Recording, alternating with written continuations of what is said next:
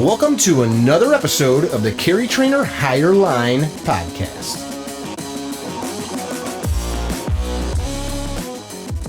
Hey guys, welcome to yet another episode of the CarryTrainer Higher Line podcast.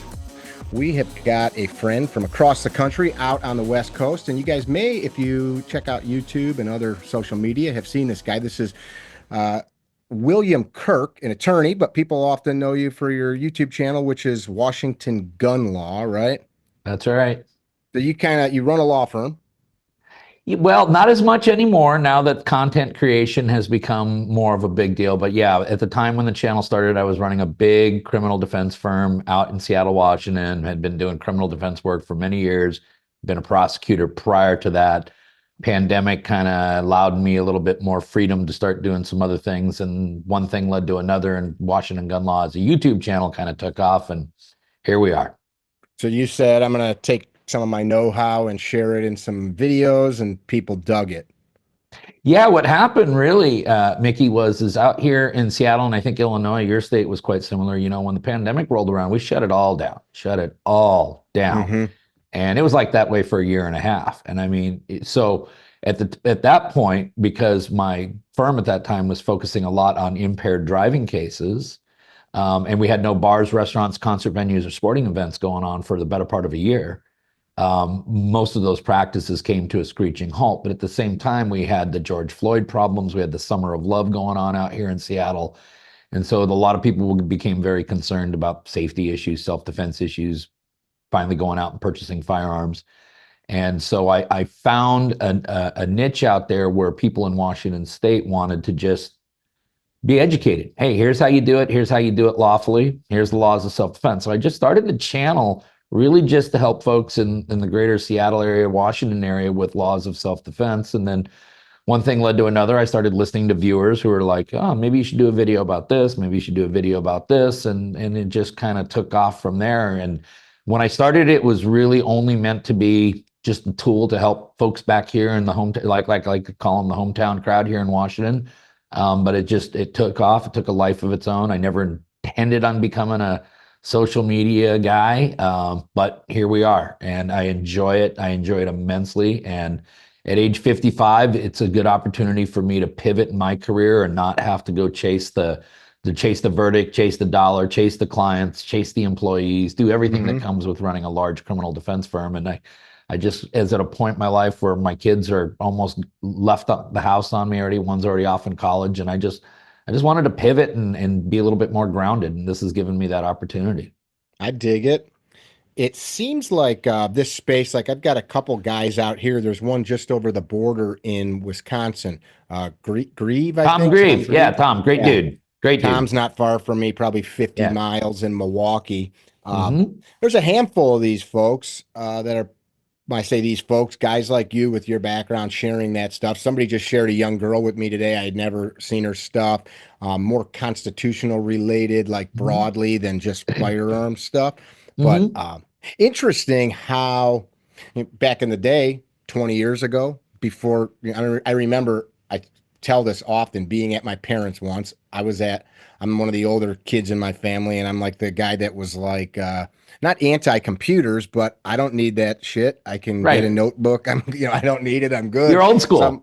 I'm over at my parents', and my little brother's got the YouTube on, and he's showing me some stupid video, and I'm like, what is this? And he's like, you just type it in, and I'm like, okay, whatever. Like, I'm going to go talk to people. I don't want to do this. And it's now, I've got friends that are attorneys, friends that are state's attorneys, that you used to make an appointment, go walk in the office, sit down and say, I'd like to discuss, this topic. And that was it. Or you went to law school, or maybe you'd go to some seminar, some legal seminar. Now you can hear dudes with years and years and years of background just openly pontificating on the law. And where I'm going is, why is the wrong word?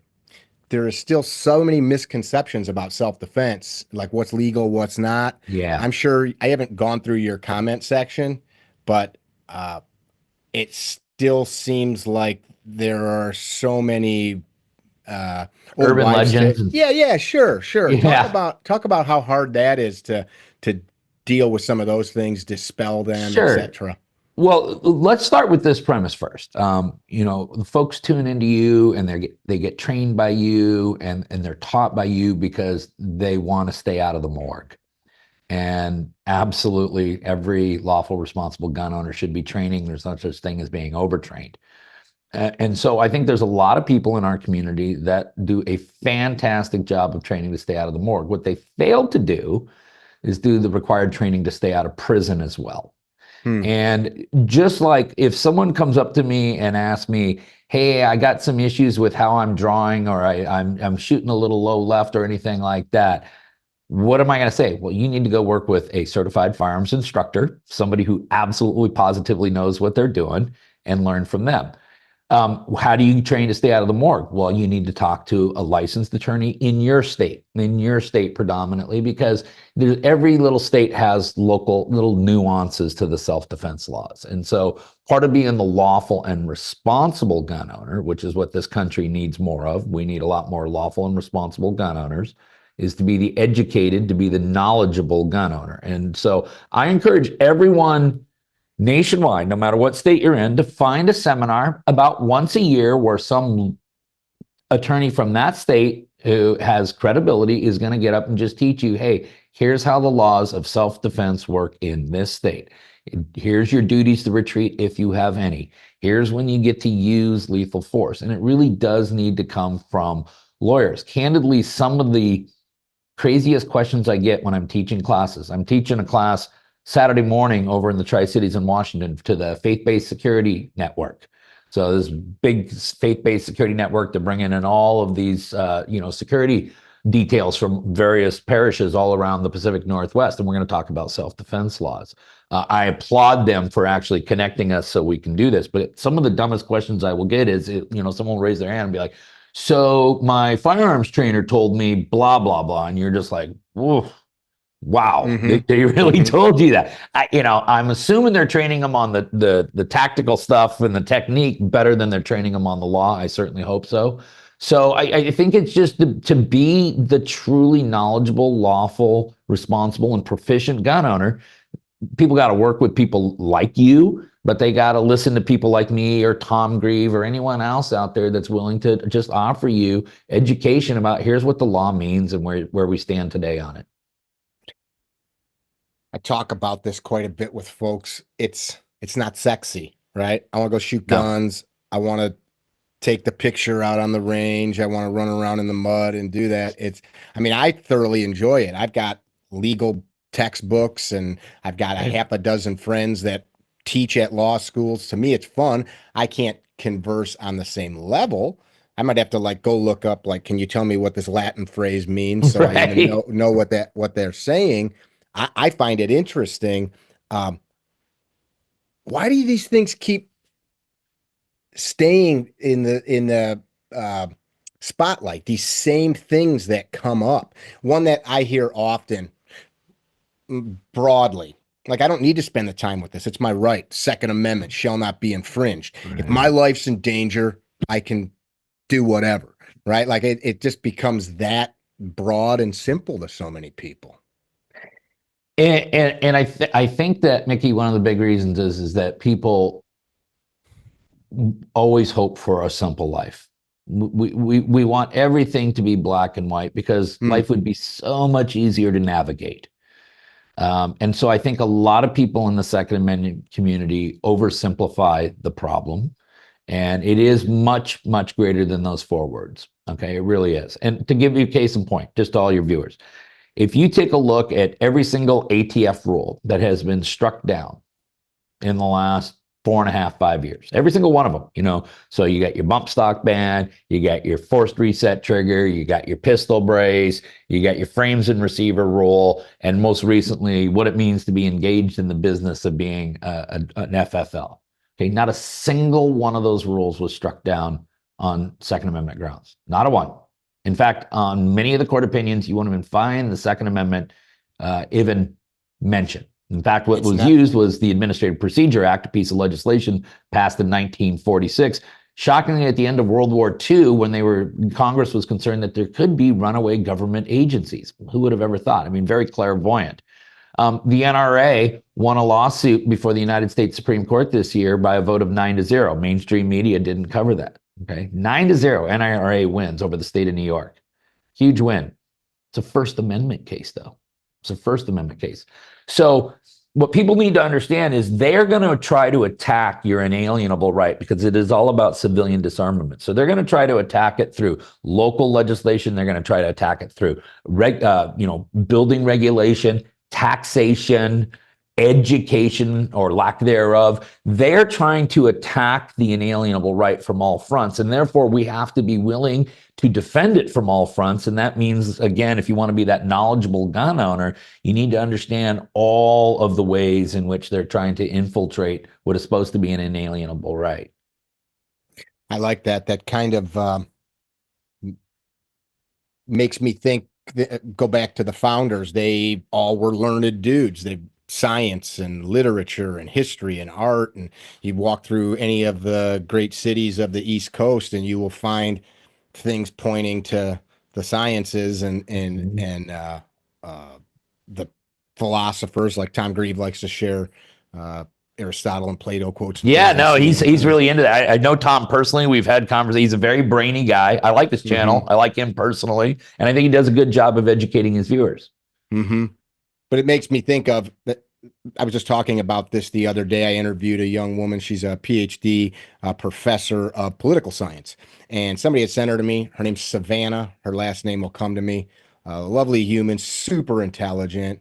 And we began talking about the idea of civic virtue that it has kind of been lost. I mean, you don't hear about it, you don't think about it, you don't read about it. People, maybe there's different ways of describing it now, but the founders were very much into this idea of education as a means of understanding the world around us so that you could interact and be a positive force in our culture and in society instead of, Kennedy said it, ask not what your country can do for you, like that, that kind of that mindset. And it seems like now, and it's a juxtaposition, because the people that are pounding their chest as it's my right, the Second Amendment community, are kind of forgetting that they're the also should be the ones, along with everybody else, carrying on all of these other traditions that are required to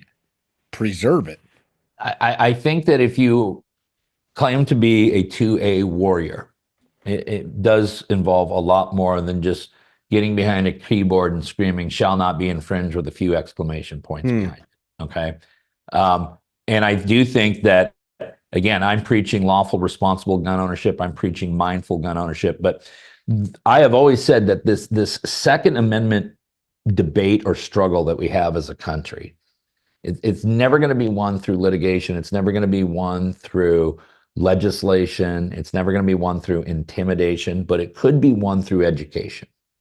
And I'll give you a couple of examples. And this is why what you do is so important, and what guys like Tom Grieve and I do, I think, is really important. And anybody who's willing to just give some objective information out there so that people can make up their own minds. And that's why it's really important, because if we could educate, when you take a look at the anti-gun crowd, what you're going to find is about 5% of them, around 5%, have been personally affected by gun violence in some way.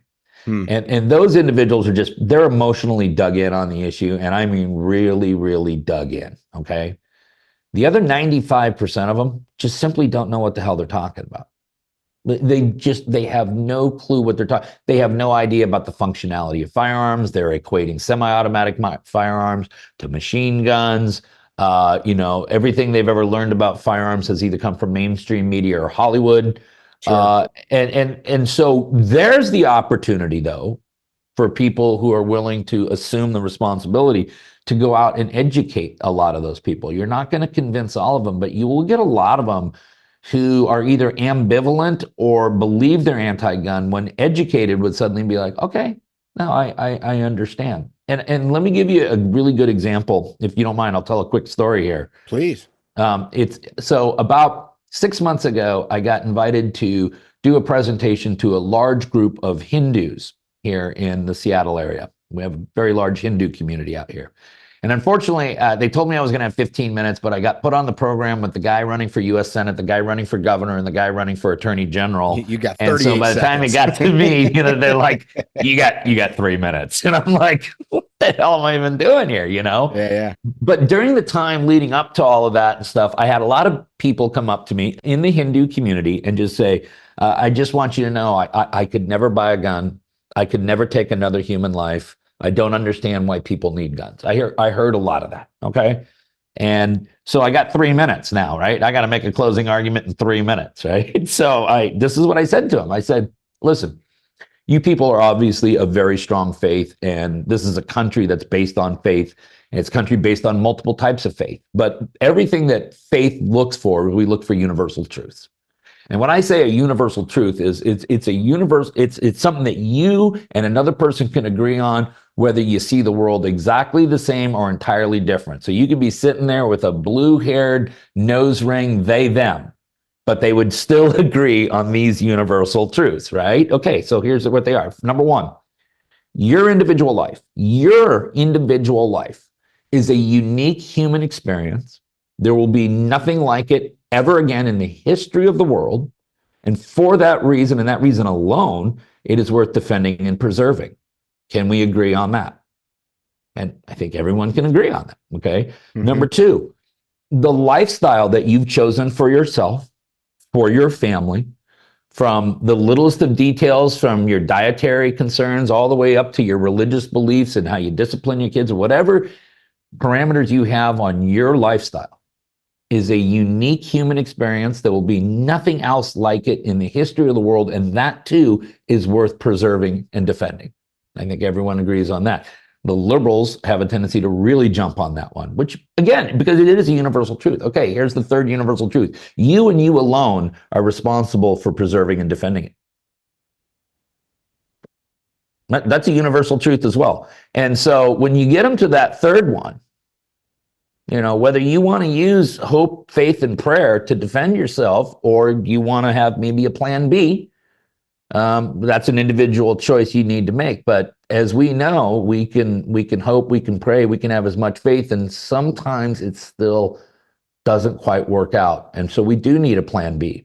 Whether that plan B is you have a firearm, you have pepper spray, you have a taser, that's again, individuals need to make the choices that are right for themselves. But I think that you can take a lot of those people who say, "Listen, I could never take another human life," and you ask them those three questions, and then it's like, "And now it's your kid's life? What are you telling me?" Mm-hmm. Mm-hmm. Really? Serious? Once I upon mean, a time, go ahead. I'm sorry. yeah, no, I mean, so what were you going to say? We were at our state capitol years ago as we were pushing to get the concealed carry law passed. And with two other men, we stopped by one of our then state rep's offices. She was a friend. I was a vice chair of the party at the time. I knew her personally. I knew her husband.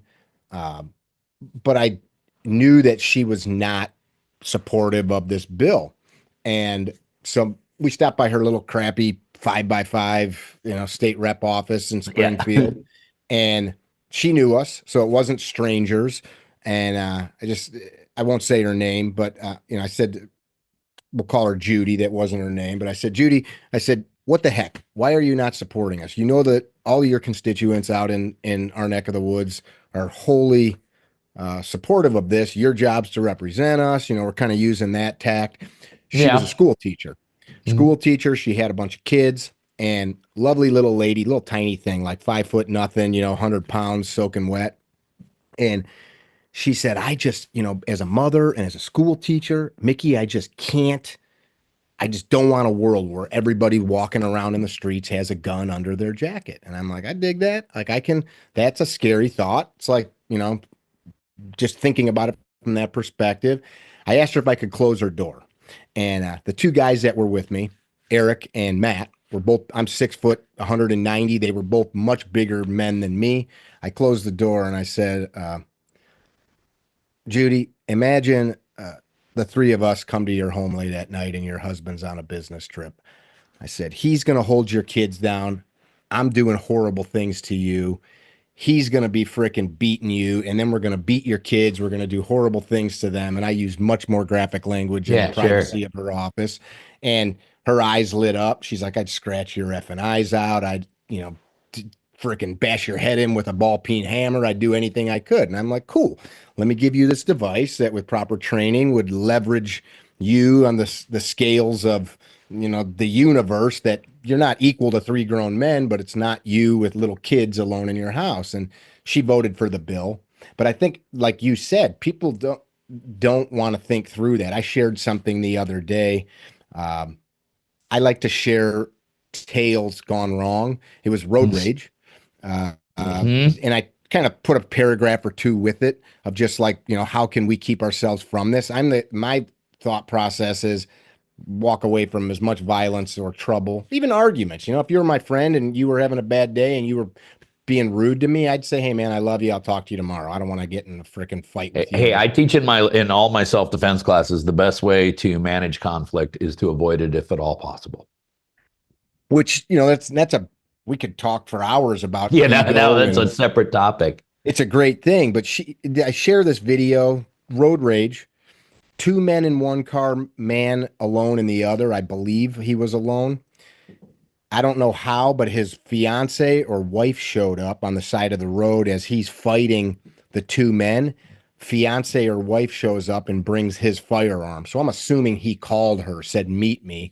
They pull over on a rural road. One of the dudes breaks her jaw, takes Mm, the gun, kills her fiance, who she brought the gun to help him. Of course, this is a horrible thing. They're like 5-year old sees dad killed on the side of the road, and her ugh. jaw's broken. Like, so one commenter, his viewpoint was, uh, guns just make everything worse. Anytime that you have a gun, it makes people more prone to violence. And I'm like, man, I totally disagree. Like 20 something years of training people with firearms and being trained, it makes me the opposite. If there's a gun on me, I don't want to fight with you. I can fight. I train martial arts daily almost for 20ish years. I don't want to have to talk to policemen. I don't want to go to jail. I don't want anything to do with it. What's your, kind of talk about that a little bit, Yeah. Okay.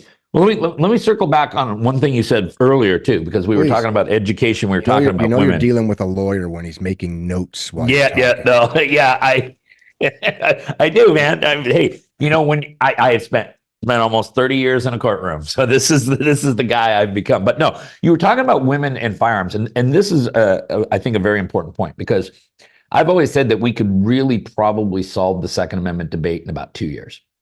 I think if you took every single soccer mom in America, armed them, trained them, made sure that they knew exactly what they were doing in case they had to do it. And then 2 years later, you say, okay, ladies, we're just going to take all the guns back from you now. What do you think happens? They ain't Right? giving them back. They ain't giving Yeah. them back. And they're not giving them back because it's not a political reaction they're having. Okay.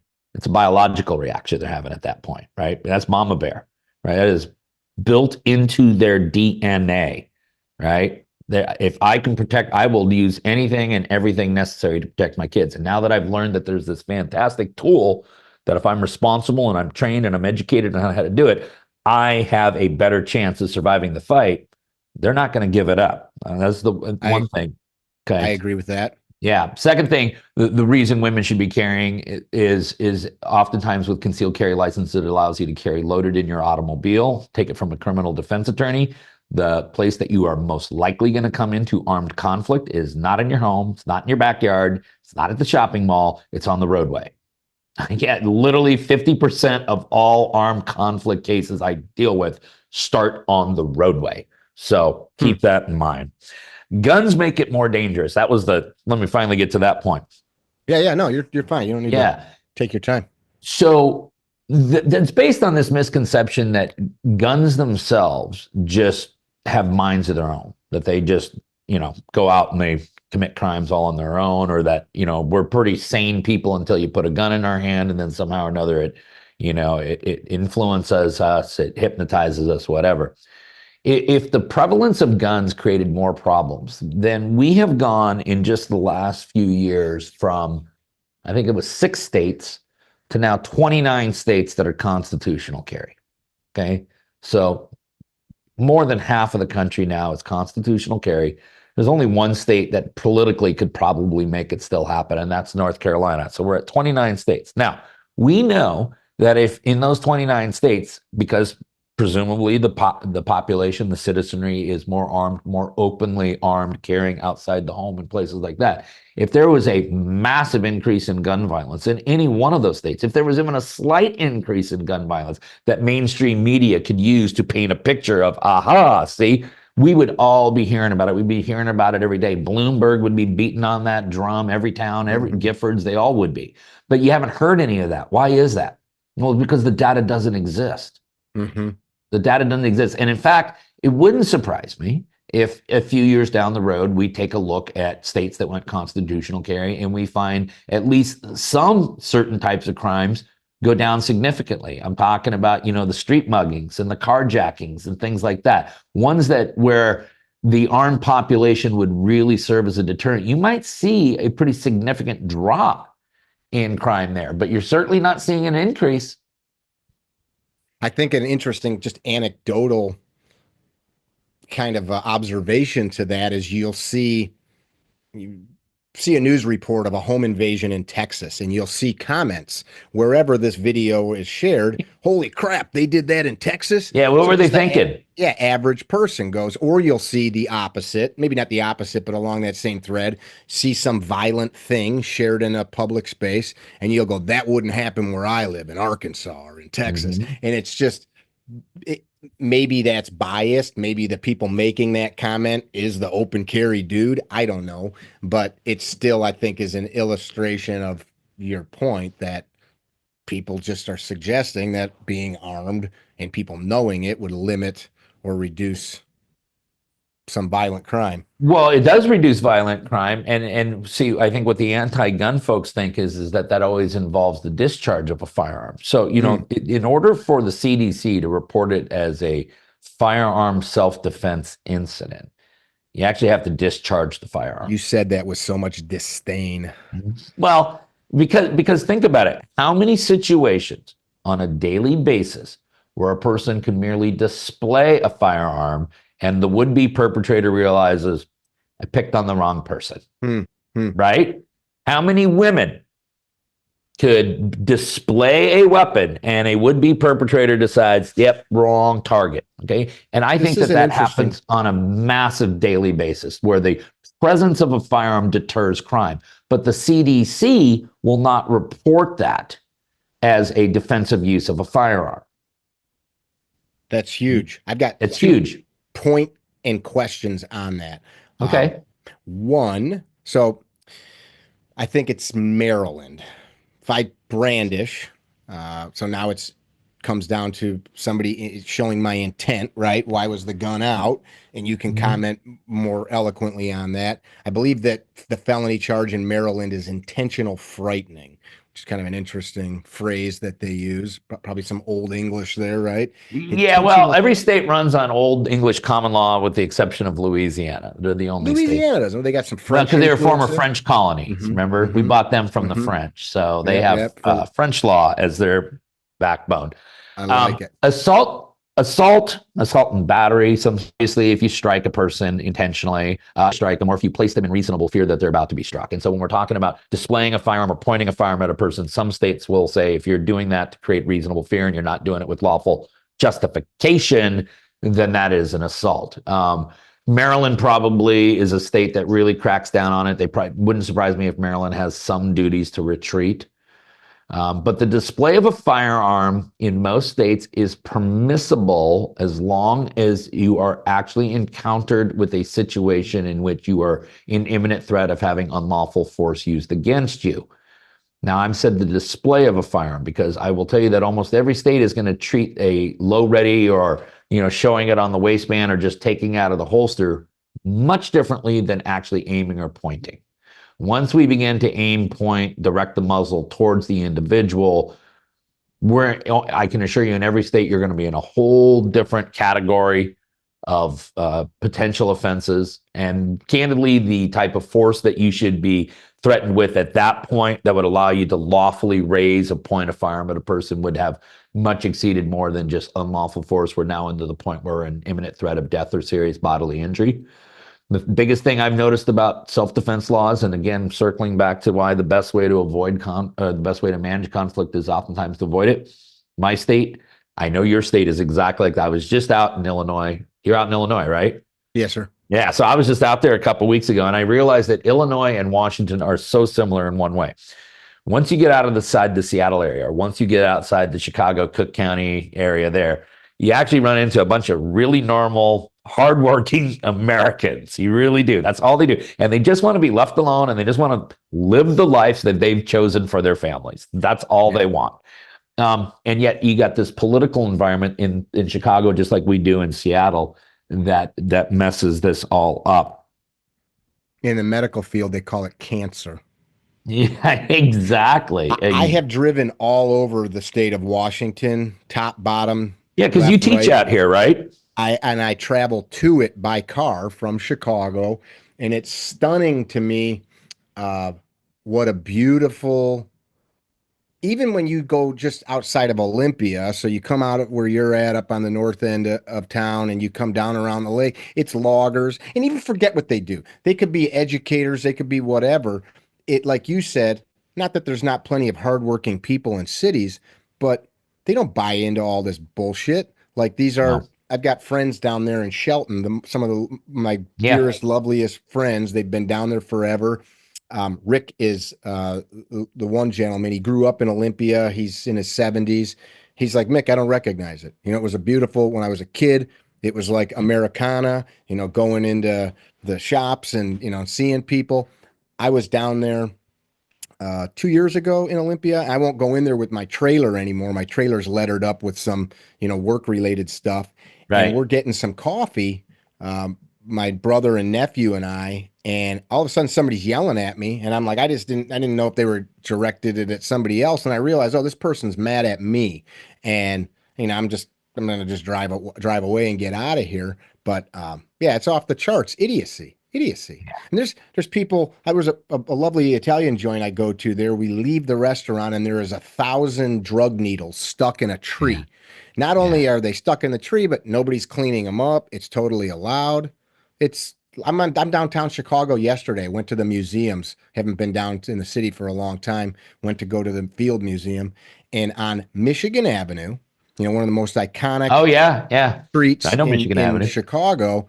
Two dudes on dirt bikes, broad daylight, 2 o'clock in the afternoon, on dirt bikes, not licensed motorcycles, pop a wheelie, and they rip down the street going 40, 50 miles an hour, doing wheelies on off-road dirt bikes. And I thought, like, you know, what world in my little town where I grew up in the suburbs, if I had done that as a teenager, and these were grown adults, um, I mean, I would have for sure lost my driver's license. I would have had the bike impounded. Now they do nothing. So Yeah. They've taken accountability out of the criminal justice system, which is one of the pillars upon which the criminal justice system is built on. Accountability. It's kind of the same way you raise your kids. You know, there's consequences for wrongdoings and mistakes. Consequences depend on the egregiousness of the violation, right? We have taken accountability out. We have told Lady Justice to take the blindfold off, to start assessing people through identity rather than based on activity. It is a system that does not work. I have spent my entire professional career on either side of the political or on the criminal justice system, because I was a county prosecutor here in King County for a gentleman named Norm Mailing. One of the great honors of my professional life was to work for Mr. Mailing. He was a multiple-time Republican elected in King County, Washington. So think about how state's attorney or district attorney, county prosecutor, so state attorney. Okay. And you know, he just said, hey, it's about the evidence. That's it. That's the only thing it was. We policed the community back then. Seattle was fantastic.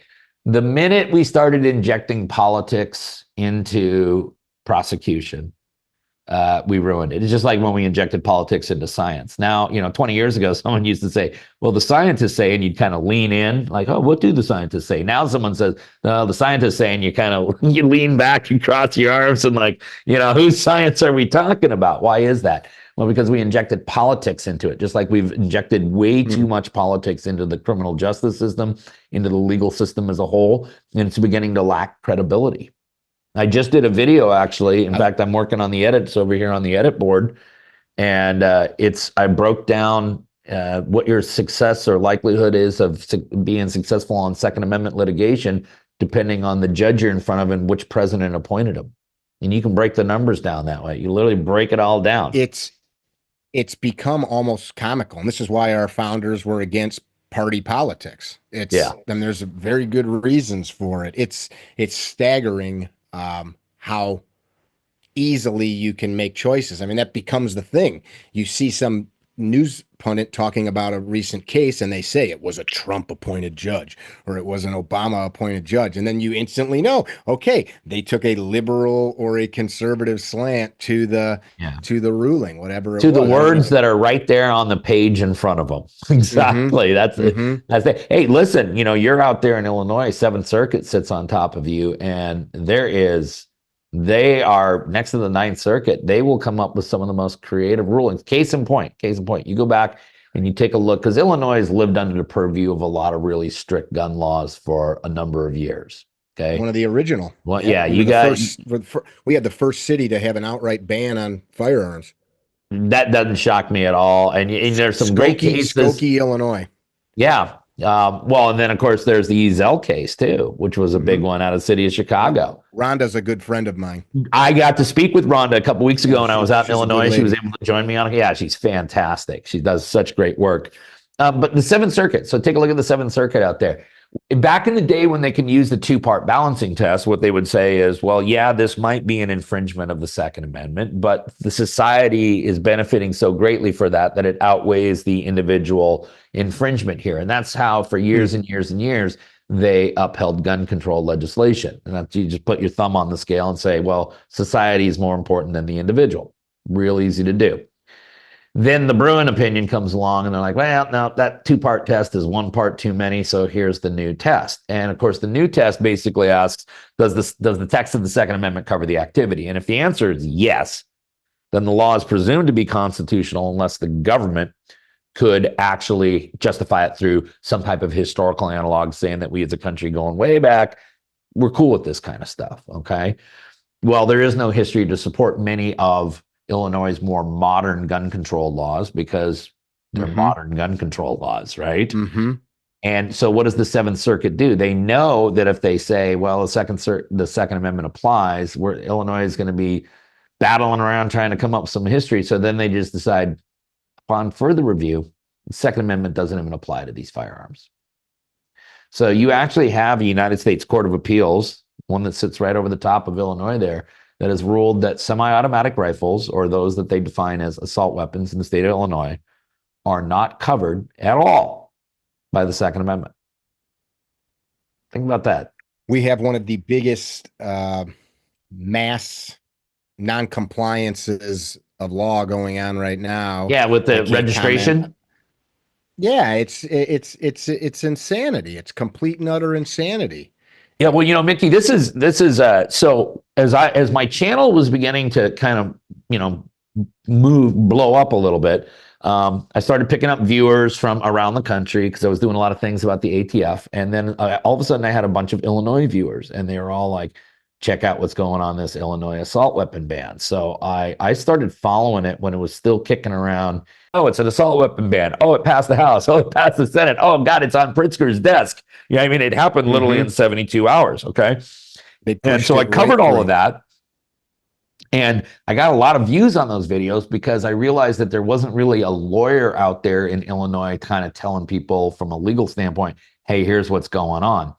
Then, of course, that law came with that just asinine, like, well, you can keep your assault weapon. All you have to do is register it, which... Oh my God. So I started doing these videos, these weekly updates by going to ISP's website and looking at the data. And we had all sorts of fun with the numbers. And if I remember correctly, I had the compliance rate at about 1.5% of all Yeah. Illinois residents, right? And then I used Pritzker's numbers because he had a much more positive, and we had it as high as 11%. But I honestly do believe that the compliance rate out there was, 1%. It's low. Well, I want to circle back to yeah. something you were talking about earlier, because I think this is one of those things that general um, concealed carrier, open carriers very much misunderstand, and it's worth digging into. This idea of using a firearm to uh, change somebody's behavior without putting a bullet into them. Yeah. That's I had a it. Yeah. conversation. Let me paint a picture. I had a conversation with a friend of mine, runs a security company, uh, very big company. It's made up of a bunch of former three-letter agency guys. He was a cop. He's super smart, very good business guy. And he said, and I've gone back and forth on this in my time with firearms. In one hand, if my firearm comes out, I'm using it. And the reason being is if I draw, something really, really bad is happening. I trained, Yes. and so that's why I think there's layers or maybe nuances to this. I can fight a little bit. I spend hours a week grappling with grown men, getting thrown around. I've put headgear on and boxed. I've done these things. I'm still young enough. I can run. I can get away. There's I think there's layers, right? So I personally, and I'm not saying I'm a badass or something, it would take a No, but lot. you are of a physical condition and stature with training that you are much better than the average Joe. We could agree on that. My my 4'11", 73-year-old mother, who's physically capable and fit for a 73-year-old lady, is not going to put her hands on some 200-pound dude that's smashing her into her car, trying to do whatever. So I could very much see her saying, "Hey, mother effer, back the f up," and or I'm going to do X, Y, Z, whatever that might be for the individual. So this friend of mine, he said I would never use a firearm to stop somebody. And I said, well, hey, man, I said I could think of 1,000 just made up scenarios where I could come to a low ready. I probably wouldn't show somebody a pistol in the holster. I think if I was going to use it visually, Yeah, I would probably make sure it's in my hand just from a yeah, pragmatic, tactical standpoint.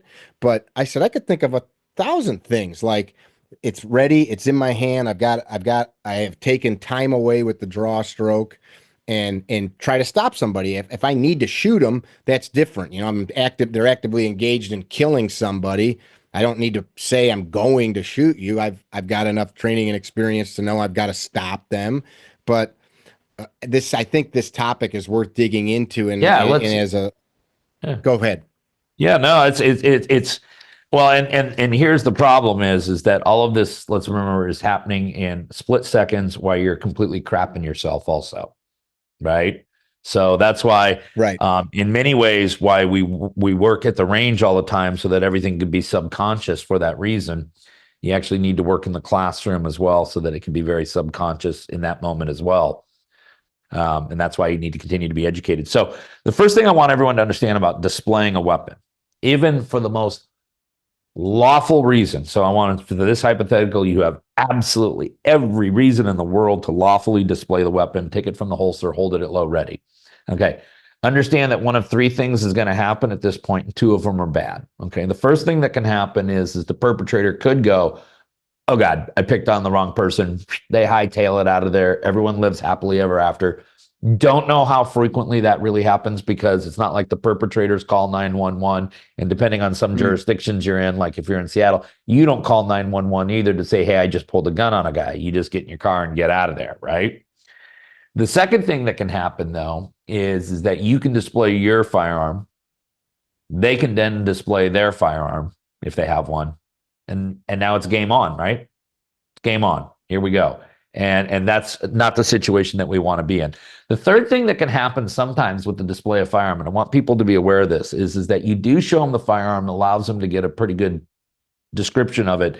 They take off, they run away, but then they call 911 and they describe you doing something with the firearm that goes far beyond merely displaying it, walking up to it, putting it to their head, and throwing, threatening to blow their brains all over the sidewalk, which may not have occurred at all. But unless there's eyewitnesses or video recording of what occurred, it's going to be an integrity tug of war here.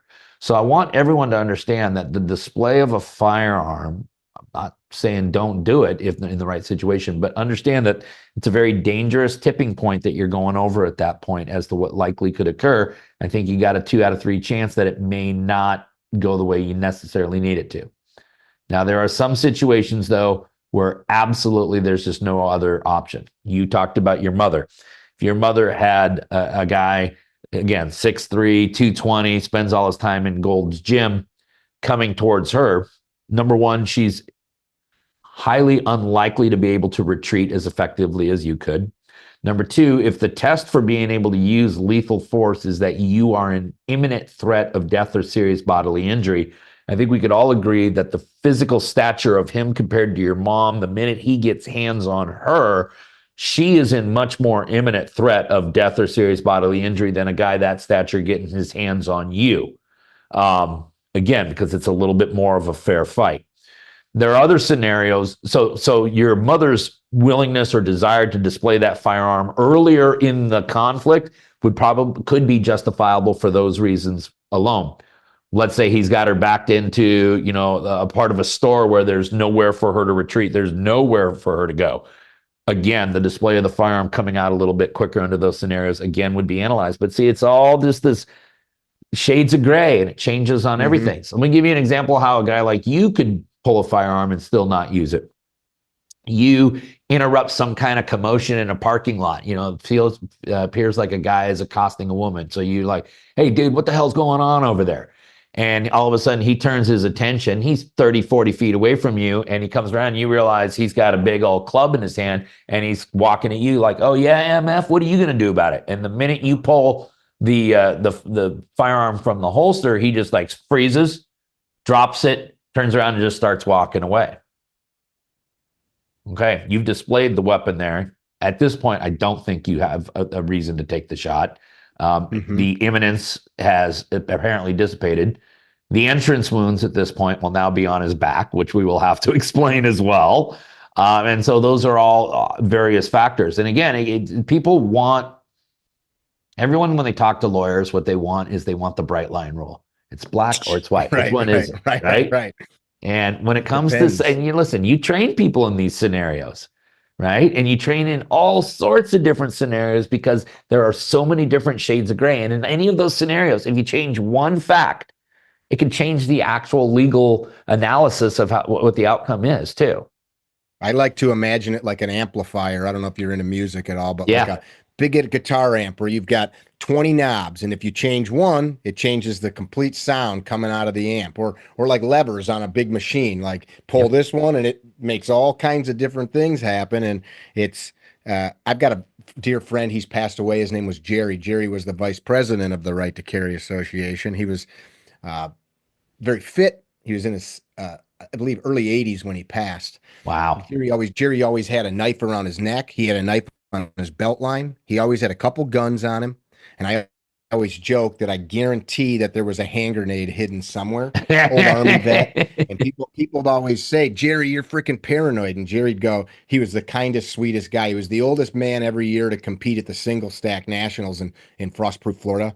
He'd say, I'm not paranoid. He's like, I'm old. If one of you guys, and he was smaller statured guy, like 5'5", thinly built. If one of you guys knocks me down, he's like, I can't wrestle up. He's like, I wrestled in high school. That's 50 years ago. I can't wrestle up. He's like, I'm going to cut your freaking leg and I'm going to, try to crawl away and get like, he knew that nature had changed the parameters with which he would need to defend himself. But I think too often, remember that case that happened last year in Appleton, Wisconsin? Dude approaches the kids in the river and stabs them, kills that kid.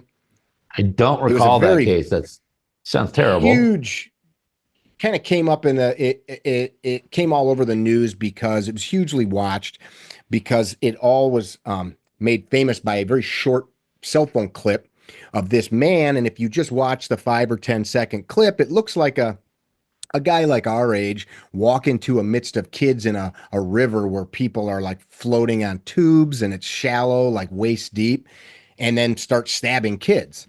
And he killed one of them. They were teenage boys. What wasn't told and what came out later is they were taunting him. He was drunk. They were drunk. The guy was completely wrong. I got a bunch of hate mail because I shared some thoughts on it. But after he got involved in the violence, he threw the knife on the bank, lied to the cops when they were like, "Did you see a man that looked kind of like you?" And he's like, "No." And they're like, "There was a stabbing." And they didn't, and he's like, "Stabbing? No, that's crazy." And he went home, didn't say anything. So then, like 48 hours later, he pleads self-defense and the guy's in prison. Had a great life, never was a criminal. I believe he was an engineer, and it was his behavior was completely criminal and stupid. Well, yeah, But and his behavior immediately following the incident wasn't consistent with someone who'd been involved in a self-defense incident. That's the big problem there, isn't it? sure. So you're talking about this possibly display of a firearm. I have a loved one. I've told this story before. Lawfully armed, pistol unloaded in a backpack with a magazine next to it. That's how he chose to carry it in his vehicle. And then it would go with him places. Uh,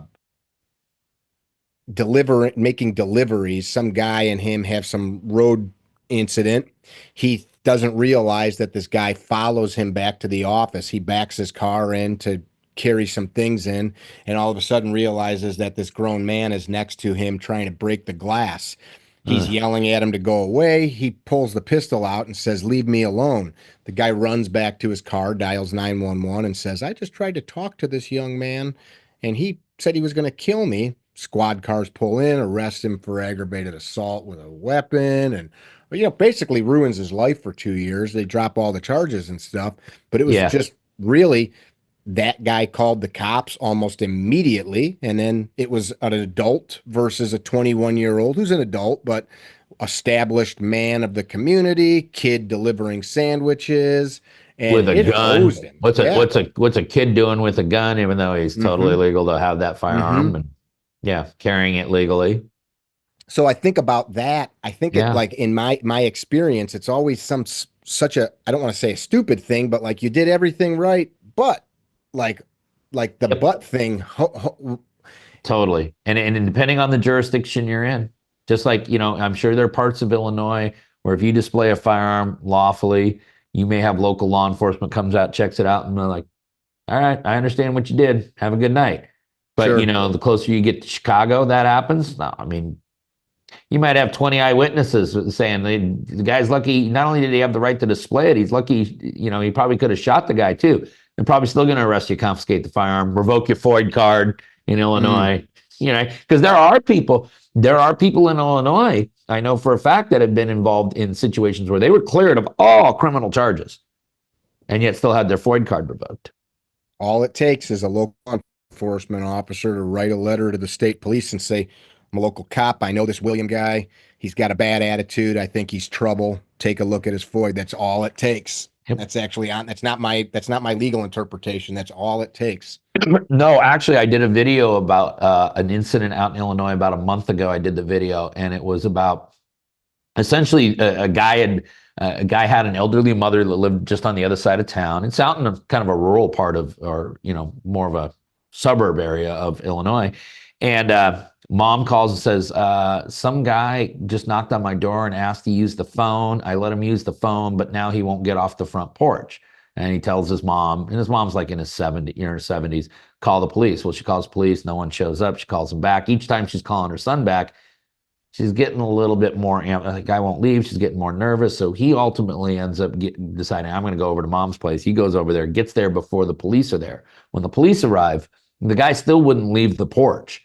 And so the gentleman who had gone over with the handgun, totally lawfully carrying all of that stuff, had held the gentleman by displaying the firearm, had basically held him there as the police were showing up. And then when, of course, the police showed up, they ended up taking this guy to a mental health hospital, and they told the gentleman whose mom he'd come over to help that everything was cool. 2 weeks later, one of the officers writes up a FOID revocation report. I saw your video on Yeah. that. It's And it's lied in, and lied under mm-hmm, oath, mm-hmm. signed it under penalty of perjury that this is what had gone down, leaving out all the contextual details about what had occurred. And this guy got his ticket punched. So yeah, the system in Illinois is really And once it happens, it basically you've got to be friends with the governor to reverse that that's chain what I of hear. events. It's this is I've seen this happen.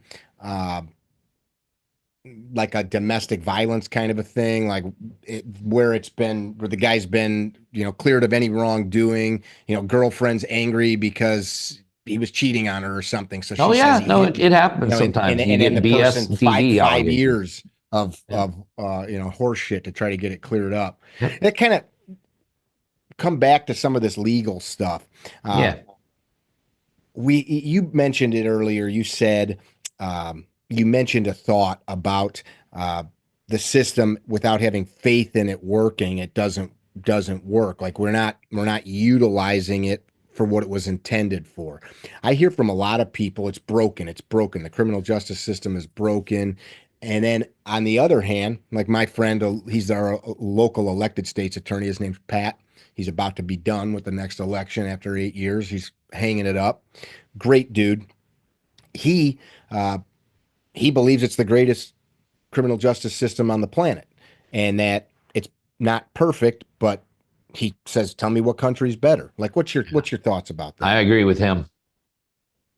I agree. Pat, I think it hits it right on the nail right on the head. It is far from perfect. It is less perfect today than it was 30 years ago when I got into it. I think it's the injection of politics, and I think it's the political stratification that's also occurred in that time where we seem to be going a little bit further apart. But if you said, okay, well, whose country's legal system do you think should be the model? It's still coming back to this one. I really Hmm. am. I agree with Pat completely. What would you change, like from a criminal justice side of the house? What would you change? Like, what could be better? Like, I know, like right now, we've got this bail reform stuff going on across the country. Illinois, no more cash bail, and now we're seeing like Pat just put a press release out on it. I don't want to misquote it, but it's like 300% increase in people not showing up for court Yeah, in the because in the bench warrants. yeah, Yeah, yeah, yeah. and like So 300% is kind of a lot. there's only one thing. There's the one thing that I think would solve a huge chunk of the problem is if we injected accountability back into the court system and the judicial system. There has to be accountability. And accountability starts at the moment the person is brought into the system, depending on the allegations. There has been for years and years and years a tradition that if you are brought in on custody for a serious violation, I'm not talking about oh, he was shoplifting a bag of chips kind of stuff. Okay. I'm talking about the serious stuff, the robberies and the violent crimes and things like that. That a person is held in custody and seen a judge, and then the judge determines what their level of risk to the society is by releasing them and what their likelihood to return to court is. That's the two tests that every judge uses. Is if I release this guy, is he going to be a danger to the community? And if I release this guy, what's the likelihood they're going to come back to court? And most of these people have a history. You don't have to do a lot of guessing. You just look at their criminal history. It's sitting right there on a computer screen in front of the judge. Guy's got 14 previous arrests and 21 bench warrants. He's a little bit of a danger to the community, and he ain't coming back to court, guaranteed. Mm. So what? We PR him. I'm gonna release you on your personal recognizance. Your next court date will be in a month from now. Here's your court date. And then when he doesn't show up, we're like, geez, I wonder where he's at. Well, that's where we didn't put accountability into the system to begin with. Okay, we didn't put it Mm. in to begin with. I am not a huge fan of locking people up while charges are pending. I am not a huge fan of high bails. What I am a huge fan, though, is of punishment and condition, the crimes that are being committed and the people who are alleged to have committed based on their criminal history. This person's skin color, the white dude can be just as dangerous as a black dude. A white dude could be just as less likely to come to court as a black dude. Sure. So I don't think race really plays an issue in this. I think we look at the criminal history, we look at the previous behavior, and we assess it objectively through the lens of accountability. And then the same comes for convictions. I get why people get maybe light sentences on a first-time conviction for most offenses. I think some offenses are obviously, past a point where there is no light sentencing. But when people are repeatedly coming through the system, Hmm. why do we think that giving them a break is going to work this time now? Why? It hasn't Right. worked the 3 previous times through. And when we keep doing the same thing and we expect a different result, they call that insanity. And so that's what you're oftentimes seeing now in the judicial system is this, injection of race, injection of lack of accountability.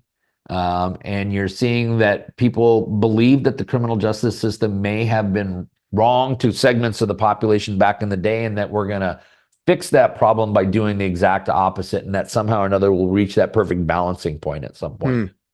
Hmm.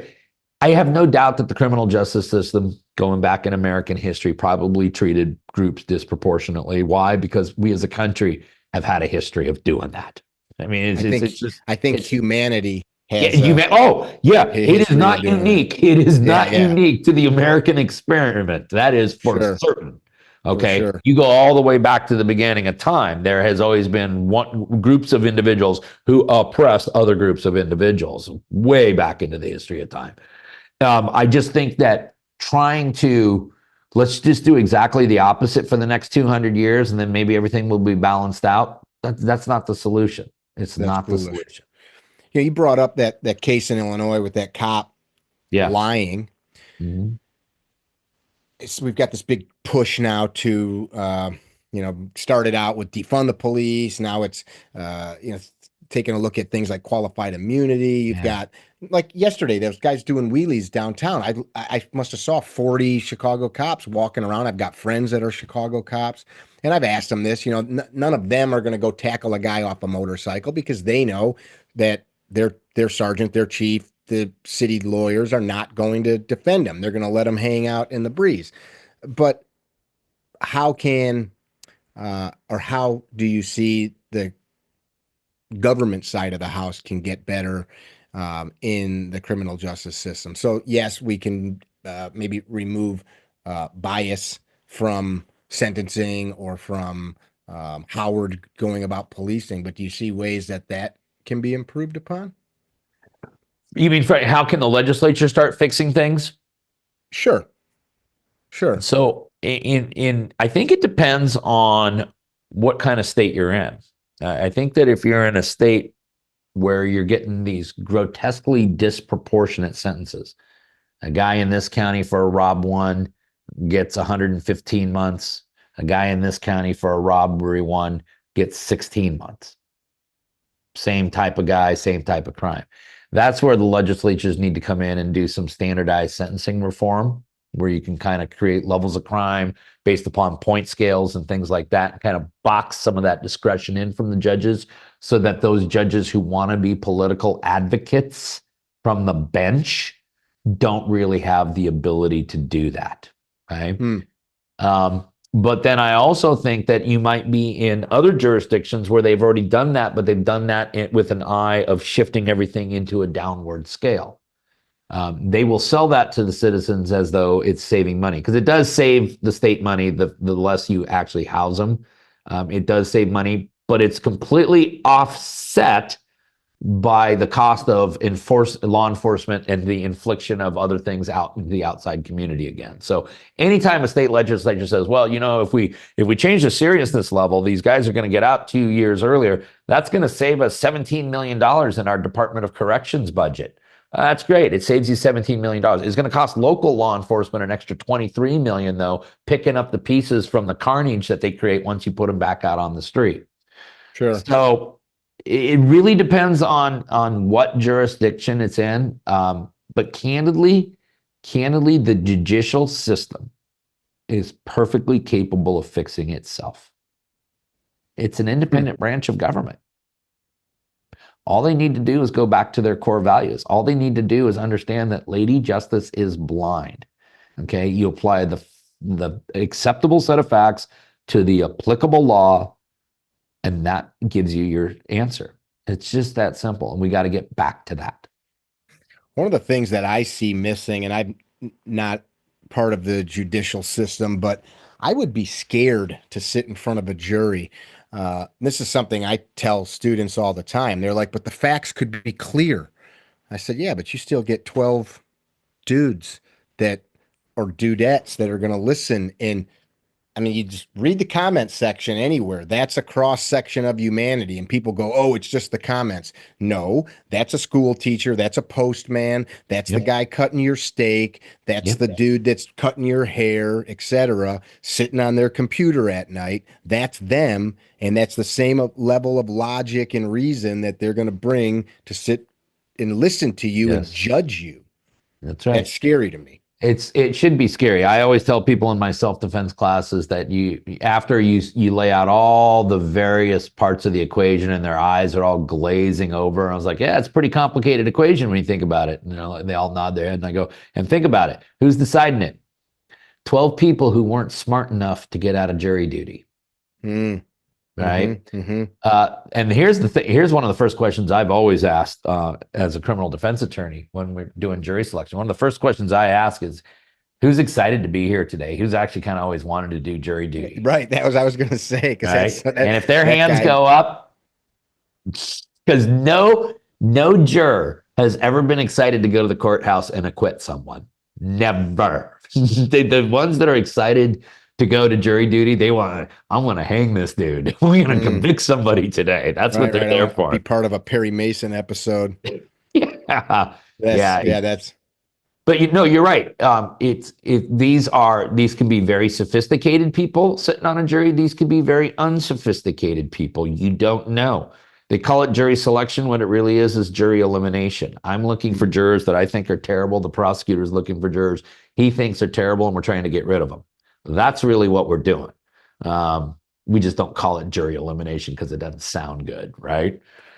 And then, you got to understand that even if you got a sophisticated, you could have like out here in Seattle, we got software engineers all over the place, right? These are smart people, but their level of intelligence is different than like a doctor's level of intelligence or a lawyer's level of intelligence or a businessman's level of intelligence. And so sometimes even their eyes will glaze over on the law when you're trying to explain the law to them. They might be able to understand how to code a software program perfectly good, but they don't understand what the beyond reasonable doubt instruction really means from simple mm, English.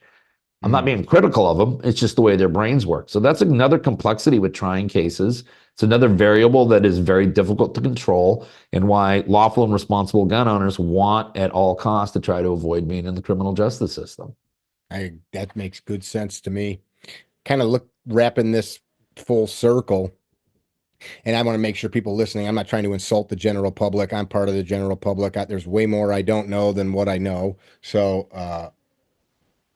I I Well, and appreciate anybody. the general public is who has all of the power. They are America. The general public is America. So, I mean, it's the one group that we need to be most reticent of, and I think it's the one that we need to educate as lawful and responsible gun owners because Agreed. many of them do quench for knowledge. They do have a Hmm. thirst for knowledge, and if you can give it to them in objective stuff, one of the things I say on my channel all the time is like, don't tell people how to think, but give them all the stuff to think about.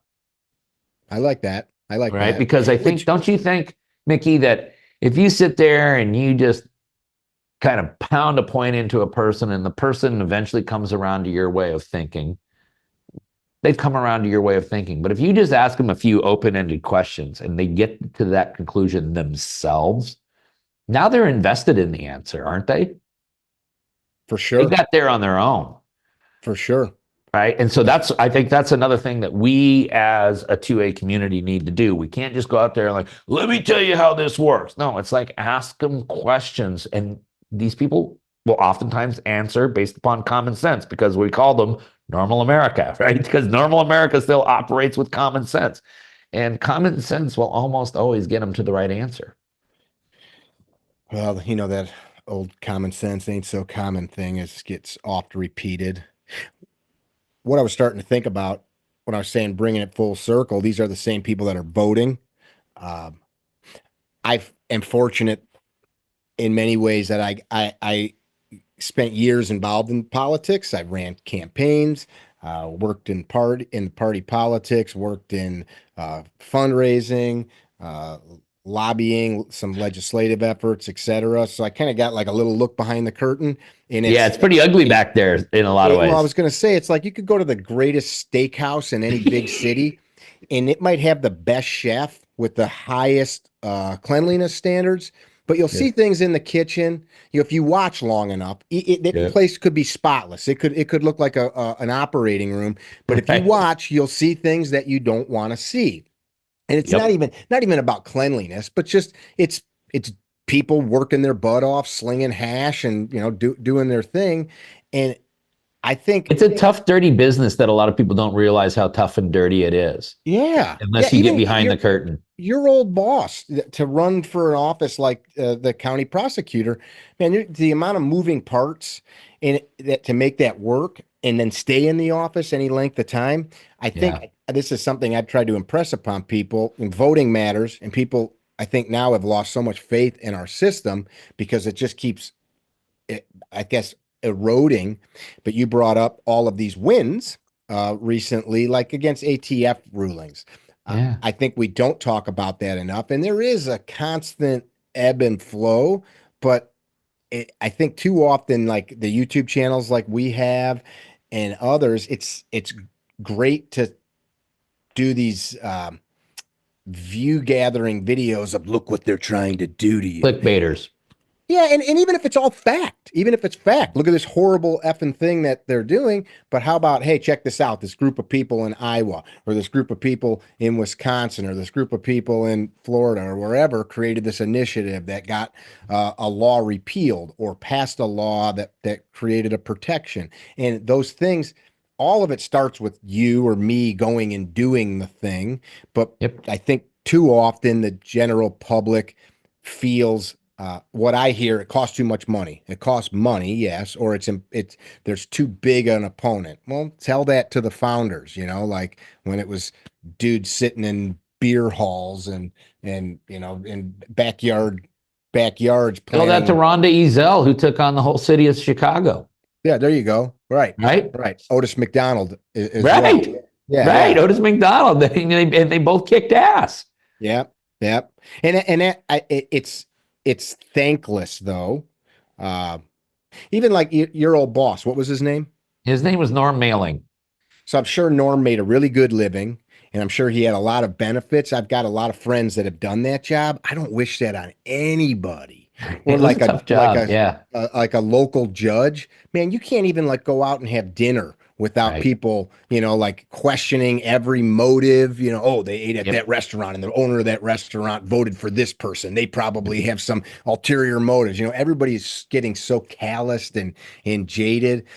All of this research in content you've been putting out about gun laws.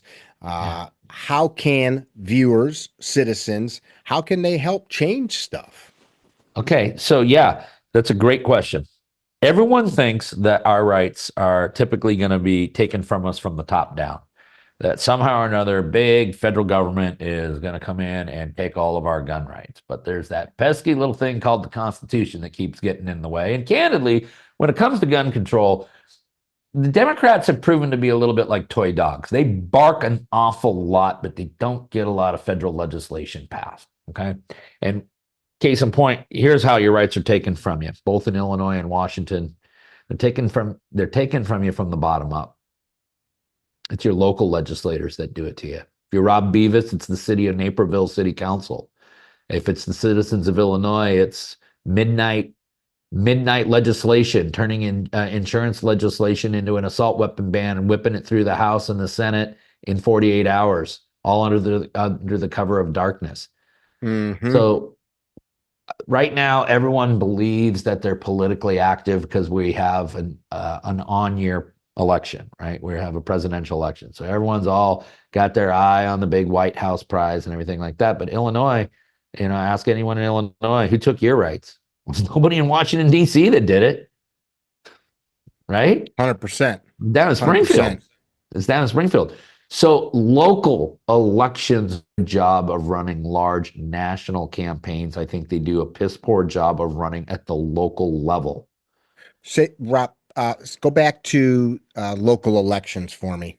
Yeah, I think that the GOP does a great job of running national elections, but they really have no clue how to run local elections. And I think it shows in states like Illinois where you're getting dominated at the local level. You've got to start winning the local races. It's got to be your local House of Representatives, your state senators. That's where you've got to go first. You got to go there because they're the ones that are taking your rights, and you got to go there because, candidly, those campaigns cost a lot less to manage than if you're going for statewide races. I So, 1000% agree with your assessment. I had a guy years ago, spent, he had a business. He had like two great points that he always made to me. He said, anybody that you help get elected or that you're going to vote for, make sure that that person can go earn the same amount of money that the job pays them in the private sector. It wasn't just about money, but I don't know how many people I know in politics that it's all about job, pension, and insurance. And a lot of them are just making 40, 50K a year, but that's become their career. And but they that's might all be, they're, a lot of them, that's all they're worth too, sure, sure. And it's not, right? I'm not saying it's just about money, but his point was like, we need the guy that was the attorney for 30 years that understands what he's doing, or the doctor to become the coroner, or whatever. Just somebody Yeah. that's not just trying to suck off the teat of the public. Yep. And like I thought that was huge, that point. And then the other thing that he would bring up is this person's goal just political office. Like I helped a young girl running for Congress out here. I interviewed her in this room, and I said, "What what are what's the voter going to get? Like, what do they get when you become Congressperson?" And she said, "Well, I got to figure that out when I get to Washington." And I was like, I'm not going to softball you here and like give you nice little answers. Like, well, doesn't that seem kind of foolish that you want to become a U.S. Congressperson and you don't have any idea what you want to do? Like, you want to be famous on the Yeah. internet as a Congressperson. That's stupid. The last point that he would make is the local elections is just like um, a baseball team goes to high school games, goes to college games, and then they create these farm leagues, and all of these, the bench gets filled, and eventually the guy that is a senator or a Supreme Court justice, they didn't just start out Right. like as a Supreme Court justice. They were a prosecutor, they were Right. a state's Yeah. attorney, they were a state rep. And you find people like my Obama. He was not much of a politician before he had a couple jobs here in Illinois, and then all of a sudden he's thrust into the presidency. It happens, but usually that's not the case. So, are you helping run any initiatives in Washington to get people So there elected? are there are four initiatives right here in Washington that really deal with a bunch of ridiculous taxation. A guy named Brian Haywood has been spearheading most of those. The race that I've been most closely involved in, and the one I'm certainly most proud of being involved in, is our current race for Attorney General. Our current Attorney General is trying to become governor, and if elected, I think it will spell just disastrous consequences for the state of Washington. A gentleman named Pete Serrano runs an organization over in the Tri-Cities called the Silent Majority Foundation, kind of really made himself famous. He sued the state on a lot of the pandemic restrictions. Our governor kept his emergency powers for 900 something days. Has sued on a lot of our recent gun control legislation. Actually has an environmental as a background as an environmental attorney, so that's a big issue that's very important to us here in Washington State. We kind of like to preserve our natural beauty that we have here, and I think he's an Heck yeah. absolutely fantastic candidate. In the primaries, he got more votes than any GOP on primary night anywhere in the state of Washington, and he's run a What's real. his name again? His name's Pete Serrano. Pete Serrano. Yeah, serranoforag.com. And Pete has been running an incredibly low budget grassroots campaign that's been basically his Twitter account and my Twitter account. I got to know his family. I've gotten to know him personally. I think he's a great man. I think he's a bright guy. I actually think that Washington has a level of just completely fed up with things. And so I think we're seeing low voter turnout in Washington State. right now on early voting, which actually favors the Republicans in this state. High voter turnout means that the Democratic base is utilized. I don't think a lot of Democrats in Washington are big fans of Bob Ferguson. I think a lot of people are going to go in and plug their nose and vote for him. And I candidly, Kamala Harris has not really gained a big traction or following other than with the diehards here in Washington State. So I'm hopeful we're going to have some low voter turnout. Low voter turnout favors Republicans that can have a good appeal across the state. And that's for that reason I think Serrano's got a chance to win this thing. Not guaranteeing it, but he's got a puncher's chance. I like hearing that. The good businesses that left your state, like my friends at Yeah. Radiant Weapons, they Yeah. pulled out and went over to Oregon, and then Oregon tried to do the same thing. So they're going to Uh, Idaho now, right? no, they're not moving. He's set up shop, but I mean, he's invested hundreds of thousands of dollars of his own money to run some initiatives there to fight the state and help motivate people. But it takes dudes like that or a collective of Mhm. I heard somebody said recently uh, it's not that we don't have the numbers, and I say we, I guess whatever the like-minded we is that you want to plug this into, it's just that we're not on the same page. And like everybody's got little things, right? Like uh running for school president. I'm going to get the pop machine to have, Diet Pepsi in it and Diet Pepsi for all. Like everybody's got their little thing. Right. It's almost like what is the thing? It's not almost like we can't figure out what the thing is. And some people, it's liberty, man. It's like, all right, so you want to walk around naked with a bazooka strapped to your back and be able to light buildings on fire. Like Yeah. that's Right. liberty to And some. 3D print nuclear bombs that I Right, downloaded from right, a right, right, website. right. What's Right. Yeah, I get like that. Yeah. like it seems like it's it's um it's kind of hard to define. And then you get the one guy that's like, as long as I have my over under that my dad gave me, I don't care about the rest of your problems. So it's like we need some common ground of I'm pretty central, I would think, in a lot of things. I mean, I'm the don't tread on me, leave me the F alone. I could go live in the woods guy, but I'm also the I can go downtown and go to the Field Museum and look at the exhibits all day guy too.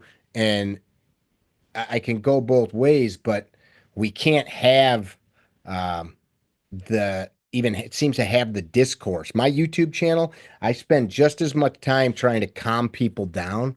Like, hey man, I bet if we all went and got a couple pitchers of beer and some pizzas, we'd find out real quick that like Bob over there needs a shower. But other than that, we'd probably like have a good time BSing. And Yeah. the fact that we can't seem to find some common ground on stuff. Talk about that a little bit. Yeah. I'll talk about it from kind of a conservative standpoint. Um, because I would call myself conservative, but I think most of my conservative friends are more conservative than me. And I'll just leave it at that. But the one thing that I think that as a movement of people who just want to preserve the inalienable rights that guard our liberties, okay, we have a tendency to so frequently focus on what other groups, what makes them different than us. Hmm. And what we don't do is we don't focus on what we have in common with them. I think we as a country have neglected to do that, that we just don't focus on what makes us similar rather than what makes us different. I'll give you a case in point. I would say that people who are staunch Second Amendment supporters are usually not very pro-trans movement. It's probably a bit of an overgeneralization, but I would put smart money on that, okay? Yet one of the largest growing segments of new firearm owners in the United States is people in that community. Hmm. Now, here's an opportunity for us to work with them on a similar issue, because even though we may not agree with how they're choosing to live their life, we will all agree that they have the right to live their life as they wish, and everyone has to leave them alone, right? They're totally. Some people would not agree with your statement. Yeah, I agree well, with your statement, yeah, but there are some people that yeah, I'm not getting into that means you get to use whatever locker room, whatever bathroom you want. But I'm saying if you want to run around with blue hair with a nose ring and go by they them pronouns, do you and I really care at all? Right? Nope. And do they deserve to have violence inflicted upon them for those choices? Absolutely not. Sure. Okay. So Agree. do they have the right to defend their life and their lifestyle? Yes, they do. So there's a common ground. And what if all of a sudden, like next year in Illinois and Springfield, they're kicking around knock your magazine capacity down to 5 rounds now or something, right? What happens when they have those bills kicking around in Illinois if you actually are allowed to have public comment? Everyone that goes down there and says you can't do this is going to look like you, me, or Todd from Freedom Steel, right? That's what we're going to look like. And we're all going to be down there. You can't take my guns. These are my rights. And they started ignoring that argument 20 years ago. What if everybody that testified against the gun bill was a person of color or a person from the LGBTQ community?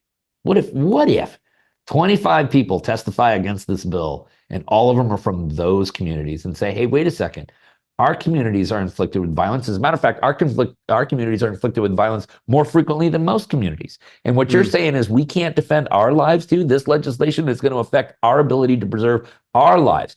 What would a lot of those Democratic state legislators do in that situation? Their heads would explode. These are the groups that they pander to. These are the groups they claim to look out for. And if all of a sudden those groups were down there saying, hey, you are affecting my right of self-preservation. And that's where I think we as conservatives, we as the Second Amendment community as a whole, we need to reach out to other groups when there are similarities. Okay. You got most of the biggest block of voters for Kamala Harris right now are white suburban women. What's one of the largest segments of new gun owners? White suburban women. Okay, there's an opportunity out there for us to connect with them on a level that once you connect with them, then again, that's where common sense starts winning, right? I think we have the law, we have the Constitution, but most importantly, we have common sense on our side. We've just got to keep delivering the message. The idea of using, or rather approaching the subject of what we have in common, I think requires people to care about the person they're talking with. Yes, totally. Yeah. It It's does. like And you have to just you have to have empathy, right? You have to have a level of empathy for other people. okay, I agree. I Right. agree. Instead of just this F you. Right. And that's our gut reaction right away is F you, right? That's what we want to do. But let's approach it, tap the brake pad a little bit and just try to empathize with them. Sometimes you can't. Sometimes their positions in life are just completely irreconcilable with your core values. And okay, that's fine. You can't see eye to eye on them. Doesn't mean you need to disrespect them or treat them poorly. You just walk away. But as we've seen these other segments of people that are beginning to explore Second Amendment or explore other conservative ideals right now. There's a whole group out there called Gays Against Groomers. Okay, these are people who fought like crazy for gay rights, but they're not too cool with the trans stuff and the grooming of children. They kind of drawn their line. Again, is that an issue that they and people on our side of the aisle could agree on? Yeah, we could agree on that. We totally could agree on that. Again, let's use that as an opportunity. If we truly are the minority party, if the Republicans are the minority party in the United States, you're going to have to make the tent bigger somehow. So you might as well start finding what we have in common. What's that? I said I'm so tired of party politics. It's because you ran campaigns and I've done it too, and really campaigns are about one thing. Well, it's about two things. It's always about money and it's about votes. That's it. Right? Policy, schmolicy. We can work on that. Do you need policy or policy ideas to run? Yes. But ultimately, campaign politics is about, I got to get more votes than the other side. Yep. Sales and marketing 101. That's all it is, right? Yeah. I have to win the popularity contest. Okay. And the only way you win a popularity contest is you have to make yourself popular to a broad spectrum of people, especially when you're starting behind the 8 ball, because if the numbers are correct, and I don't know what to make of some of the numbers they give us, but the Democrats theoretically are the majority party in this country right now. There's an opportunity to change that. There's an opportunity right now to change that for the GOP by being a little bit more welcoming to people who don't share all of our ideals, but share some of our common core values. I think that we should stop promoting party politics and start promoting good behavior. You brought up the point of like, what can we agree on? Or like what, like you were talking earlier about these ideas of some right and wrongs. Like, I don't think anybody would think it's okay to steal that what doesn't belong to you, right? Like, or now we're hearing about and seeing it daily, businesses being looted and Yeah. things like that in certain areas of the country. Nobody looks at that other than the shitheads doing it and thinks it's okay. Like, I Right. think if I live in LA and I'm a city council person in LA, you can't sit across from me at a coffee shop and tell me that it's okay that people are going into some of these like Oakland or wherever and looting. Chicago, it's happened, and other places, and say that that's okay. So can like and I guess that's what creates the clicky party politics. But today I just saw former Congressman Joe Walsh, Illinois. He was like Tea Party kind of fringe guy. He was a congressman for a few years and was kind of the guy if you wanted like a rabble rouser to come speak, he was the guy. Okay. Just saw him at the Democratic convention, saw some videos. He's, pro Harris. And it's like, wait a second. Like the guy that was like the fringe dude that like shook up the Republican Party in Illinois is now stumping for Harris. So I'm like, what? I don't even know what's up and down anymore. Well, people like him probably lack a moral compass and they will support anybody where they think they can get themselves back and getting some clicks or back into the game or whatever it is. 100% agree with that. He Yeah. burned himself in many other places, but like I am tired of supporting a party. I want to support people that will, and I never was into party politics. My goal was protect Second Amendment rights. That was what got me even involved in any Yeah. politics. And it's like Yeah. one thing led to another. So like, that's how I ask candidates. How do you feel about the First Amendment? How do you feel about the Second Amendment? Do you know what the 12th Amendment is? Like I ask them that. You do you even have a clue what any of this stuff means? And they're like, I'm running for Secretary of State. Yeah, that freaking matters. Yeah, well, yeah. Well, Right? and if you're running for Secretary of State, actually, your state constitution will really matter because there's all sorts of rules Yeah. in your state constitution about how you do your things, how you conduct your business in your Yeah. state. They should know the state one backwards and forwards. You know what I'm saying, though. I just picked a Yeah, thing, but yeah. whatever it is, like Well, just like the young lady you were talking about, it's like, what are you going to do when you get to Washington? Well, she'll figure that out once she gets there, right? yeah, no, no. I mean, that's you're not in college. It's not what kind of lawyer do you want to be? I don't know yet. Okay, that's cool, but you're gonna go past the bar and figure out Figure it out. it's Yeah, different. What yeah. you said is you're gonna build a law office, like you're gonna become a congressperson. You need to know what it is you're doing. It's dumb. It's Or dumb. at least what you stand for. What do Yeah, you there you stand for? go. What are your three core values that you're taking back to DC? What are the three most significant pieces of legislation that you want to just dive headfirst into when you get there? That should just roll off of any candidate's tongue, even if it's Oh, total BS and it's all canned BS. They ought to at least be able to give you an answer, and hopefully it's not. Hopefully they're passionate about it and they right? believe it and they can stick to it. I agree with you though.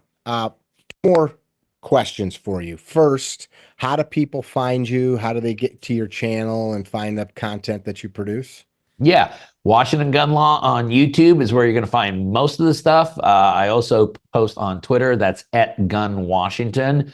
But predominantly, we're over on YouTube, and we do about 6 videos a week. Damn, you're Illinois working. gives me all sorts of material to work with, so I oftentimes have videos that involve Illinois, but we'll cover everything around the country. I started paying careful attention to Washington. I still take care of the hometown crowd, but we'll cover everything in any state and anything on the national level.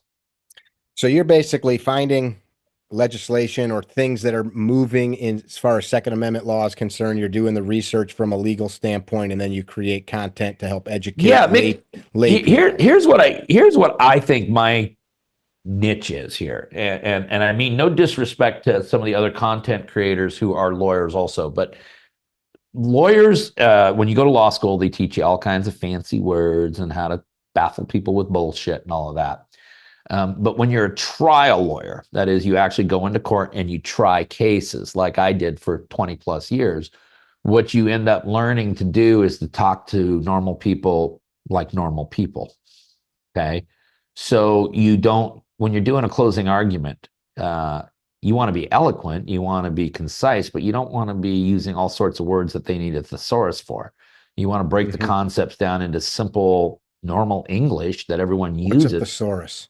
What's a thesaurus? I'm just Yeah, kidding. I'm right. just kidding. I'm just kidding. Right. And so what I really do on my videos is it's a closing argument. And what I've done is I will take a 32-page statute or a 45-page court opinion, and I will break it down in 8 to 10 minutes, give it to you in straight, simple English so that when you're all done with the video, you'll be like, okay, I get it. I get it. I get what's happening now. That's all we're doing. And so, yeah, we'll cover everything on the channel. Obviously, the Biden administration and the ATF has given us a lot of material to work with. I mentioned, I think, on one of my videos that the state of Illinois is kind of like a cold sore. It kind of sits dormant for a while, but then once it flares up, it just goes crazy. And it's video after video after video because everything moves so fast out there. And I think you guys are about to get to a really interesting time in Illinois because I think you're going to get an injunction on that assault weapon ban again. It's going to happen. It's going to happen. happen. Question is how long before the Seventh Circuit steps in and screws it all up for you? Had some interesting conversations with some FFLs when I was out there a couple of weeks ago. So I think some people are preparing to try to legally sell those firearms during an injunctive period. It's going to happen. Just to interject to the listeners, I don't consume a ton of YouTube content. The stuff I watch is like how to sharpen an axe. Like I like stuff. Like I'm not like just watching like a lot of stuff. I don't have the energy for it. Dude, But you know what do I watch on, this is truth. This is what I watch on YouTube. I love woodworking. And so I actually watch a lot of woodworking videos, Okay. learning techniques. And then when I'm really just trying to chill out, I will actually oftentimes watch videos of dudes blowing glass. I don't know what it is. I just find that so relaxing watching I a guy just, understand. I understand. right? Yeah. It's cathartic. It's cathartic. And so I don't check out a lot of gun tubers. I do pay attention to a couple people that are kind of in my sphere a little bit, but I don't consume a lot of their material. I don't think they're consuming a lot of my material either. I think it's, we do our take on it, and I've still got a little bit of a law practice to run, so I stay busy that way too. Yeah, if you owned a restaurant, you might check out your buddies' places, but you're not eating there every night. Well, this is what I was going to say about yours. And this, as you stated, I'm not digging on any other channel, and there's other legal based guys that I check out. What I appreciate that we all put our whatever the content producer is, the glass blowing dude, we all put some of ourself into it, our bias, our opinion. There's a lot of in the space, especially of the legal stuff pertaining to guns, or like I guess I could say the politically minded gun channels. A lot of them is a lot of innuendo and rhetoric and a lot of maybes that becomes clickbaity, and it's stuff that's often spun in a way that makes it really tasty to the viewer to sit and go, yeah, F these people. It's Fox Newsed up. That's what it is. And if you listen to Fox, that's cool. It could be CNN Newsed up, depending on the slant. What I enjoyed is you as you stated, you're just kind of laying it out. Your opinion's there. You're biased to your viewpoint, but it's not sensationalized where it's the frickin' this guy or that guy's a warlock and he's trying to, cast spells at night to kill everybody that owns a gun. And I have messaged some of these guys at night, like, hey man, I saw the video you put up. I'll message them offline. I've got either their numbers or I'll send them an email. And I said, the thing you put out, saw it. I live in that place. What you said isn't true because of XYZ. Or I got a friend that's in the state government there. Or, I mean, it's not just my random opinion if I'm messaging them. And sometimes they're like, yeah, you missed the point. No, man, I saw it. You literally told somebody some stuff that's making people believe a certain way based on something you don't know to be fact. And that could be a million things. And I appreciate that you, I haven't yet seen it. I haven't seen all your stuff, but you're not doing that. So Well, and when you, that's why I'm really picky about putting the actual text of the case or the actual text of the statute up there as a graphic so that, I try to bring the receipts with me every time so that I'm saying, hey, the law says X, you can see it for yourself. And then I'll always link it up in the description box down below. So if you don't believe me and you want to check it out for yourself, Mhm. that's fine. And occasionally I get viewers that are like, hey, I read it. I don't really see it this way. I don't get very vile comments. It's actually, we sometimes end up geeking out together like, oh, that's an interesting take. What about this? And we'll go back and forth. And I will have viewers that will come back and say, hey, listen, I read it and I don't quite see it your way. But we have a nice, sophisticated conversation. I have really, candidly, very sophisticated viewers. And sometimes they give me a spin on it. And I think about it. I'm like, that's an interesting point. And I've actually done some videos based upon someone else giving me a line of thought. And I think it through. And I'm like, well, that's plausible. Let's put it out there and see what the viewers think too. I like that. Well, that's the beauty of the law, right? It's got to be interpreted based on other known facts and Mhm. practices and things like that. That's kind of what I was talking about. I'll see things and somebody might be even reading the text, but misapplying it or not understanding how it connects to other legislation or other case law.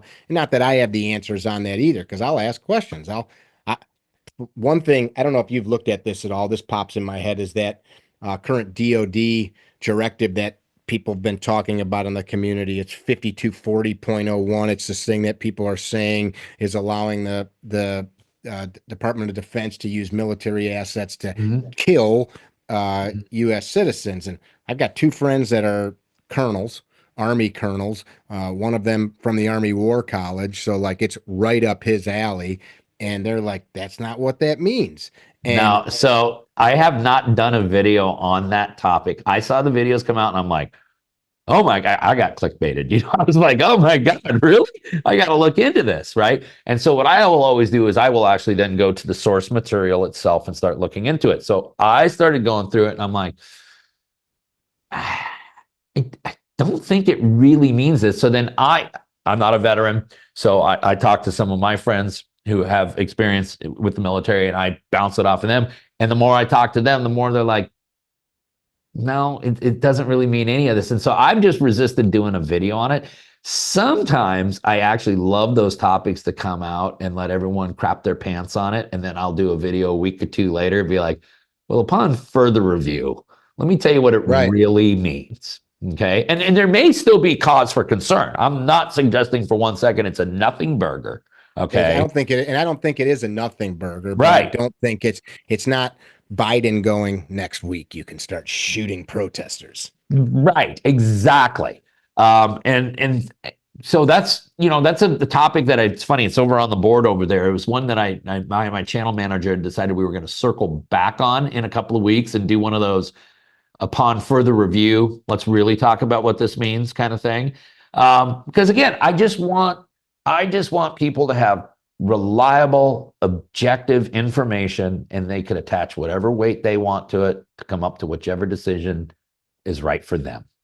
I look forward to seeing your synopsis on that. And I'm not making a point on it other than something like that where there's not enough information.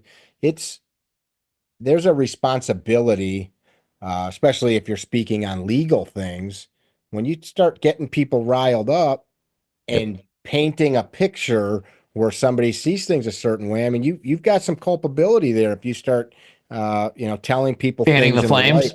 Yeah, fanning the Yeah. flames, getting people to think something and maybe putting some key words out there that a couple of these guys I messaged and they're like, no, you're wrong.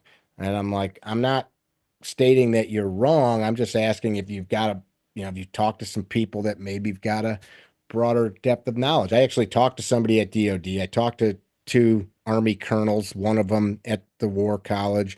I talked to somebody that was a JAG for 21 years with the Marine Corps, specifically dealing with that type of And law. not And and it's not a like, one of them told you that this was a radical change in DOD policy that was going to start slaughtering Americans, did they? in fact, the one thing that they told me is it's a pushback against where this directive is years old. It actually strips and more clearly define some stuff that could have been more broadly defined to allow DoD to do things. So it's like, oh, that's interesting. It's narrowing the scope Yeah. rather than broadening. So anyway, I Yeah. just thought of that. I don't want. Well, We'll no, wait it's true. for. And you take a look at the reaction in the YouTube community after the Trump assassination. I mean, there were people doing videos within 5 minutes of the assassination. And I ultimately chose to do no video on it because I didn't see the Second Amendment application to what occurred there. But yeah, there were people out there saying a lot of things at a What point I, where we were kind of at a real point of volatility too already. you know what what's interesting about that? You look at any community. Our community, when I say ours, I can just say conservative people that like guns, are pretty quick to, in a general, and I've been guilty of this, say that the left uses the media to influence us in a unfair way, and it's all a stream of BS that like big billionaire donors are using to control the planet. I think that we could agree that people use a narrative like that. When Yep. people do what you just said, they're using the exact same tactic. They're Yeah. preying on people emotionally to, in this case, get views, to make a few bucks, to further their business, to sell a coffee mug or a t-shirt or whatever the widget is that they're selling. And it's like, dude, you're doing the same thing. I The talked to a greatest but motivator of sales, fear. yeah, I don't like it. I was Well, talking to my because good here's the thing, fear is a toxic emotion. And if you live your life in fear, you will not be a healthy person. Now, fear is good. Fear happens to us at times. But when it is unnecessarily injected into us, especially after we went through a few years of it being completely unnecessarily injected into all of us, I think we're all on a big fear hangover. no pun intended there. Right?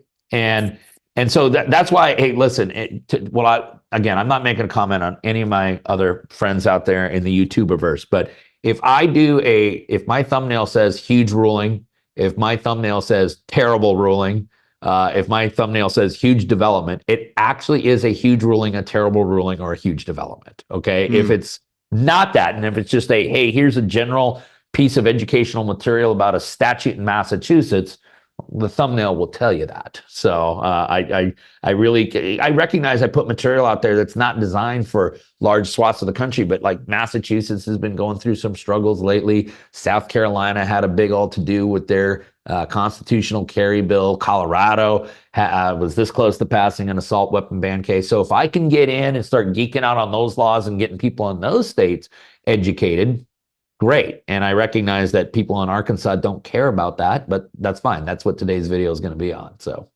I like that. I was starting to tie my thought up. The idea of using the thing that we're fighting against for our own purposes. And I guess by that it'd be misinformation or fear. I just think it's mhm. disingenuous. And if we're going to propose that we walk a different path, a higher line, then maybe we should live that way. I talked to a good friend of mine. He's one of my instructor buddies that is in the health and fitness space. His name's Rob Wilson. He's writing a new book right now. And he had introduced me to a guy that owns one of the original CrossFit gyms. And I was at an event with them. And I said to the guy over lunch, I'm like, hey, what's your, Instagram or whatever? I'll look you up. He goes, I don't have any. And I'm like, oh, wow, you're in like Santa Monica with one of the biggest, oldest CrossFit gyms. He goes, yeah, I don't use it. I don't suggest that my customers use it. We don't have one for the gym. And I said, why not? And he goes, well, it's not healthy. I go, yeah, I agree. And he goes, well, doesn't it seem weird that I would tell my members it's not healthy, but then I get them to post pictures and all that stuff at the gym. So like it was a very pure example of like living what he believed. And I'm not Yeah, suggesting we shouldn't use YouTube, but use it just like I wouldn't walk around and say, here's my pistol, get out of my parking space. I should use these platforms in a manner that is promoting the way that I want the world to be and not. right. That's the point I'm driving at. So I Yeah. appreciate that you're doing that. That's why I reached out to you to do the video full circle.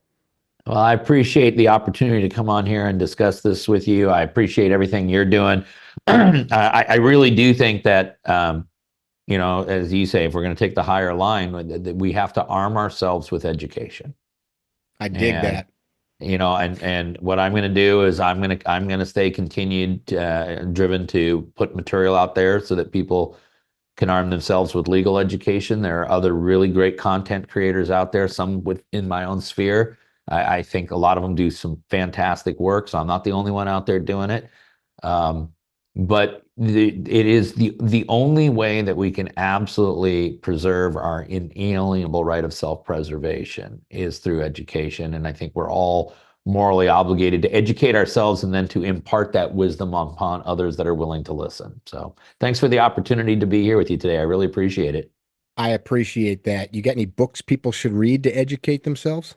I am working on a book. We're going to start with a Washington only book here, and then You're from ri- that point forward, we're going to move out. So awesome. stay tuned for details. I appreciate it. You guys that tuned in, I hope that we pose some questions or some things to think about. If you have not already checked out his channel, go do that. Like, subscribe, do all those things. And if you found something here thought-provoking, put a question down there and we'll try to follow along and see if we can't get an answer for you. Be well. Don't be dickheads. Tell somebody you love them. We'll see you again soon. Visit our website, CarryTrainer.com, for information about classes held throughout the U.S., CarryTrainer apparel, and upcoming projects. You can also email us at training@CarryTrainer.com for information about setting up your own private course or speaking engagement. Training@CarryTrainer.com or CarryTrainer.com.